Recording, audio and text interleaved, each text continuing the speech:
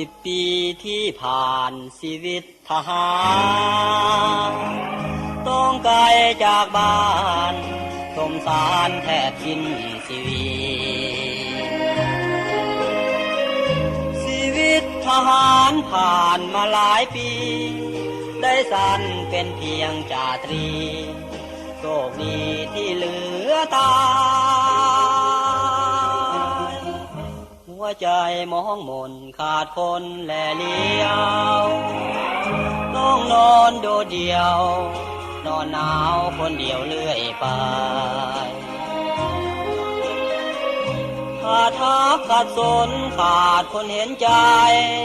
หากแม้นว่ายิงคนใดสนใจจาตรีขอเสริญยิงคนใดจะเมตตาโปรดกรุณาบอกมาอย่าทำเสยเมินนิสัยใจคอแสนดีนาลีบอกเคยล่วงเกิน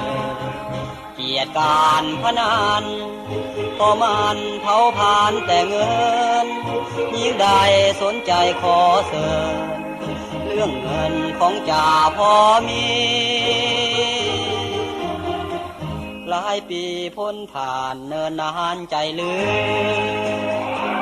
ใครมีใจเพื่อจุนเจือเอื้อเฟื้ออารีขอเอาหัวใจเป็นท่าเทพียิ่งใดอยากได้ผัวดีต้องเอาจาตรีอย่างอายนี้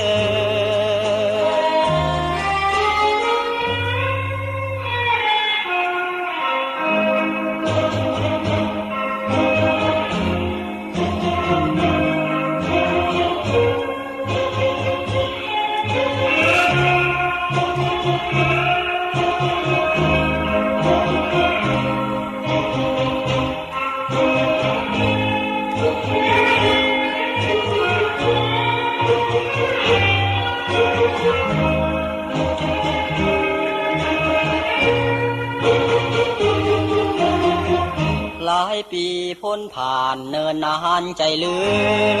มใครมีใจเพื่อจุนเจือเอื้อเฟื้ออารี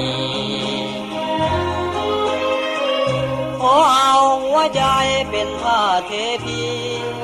ยิ่งใดอยากได้ผัวดีต้องเอาจาตรีอย่างอายนี้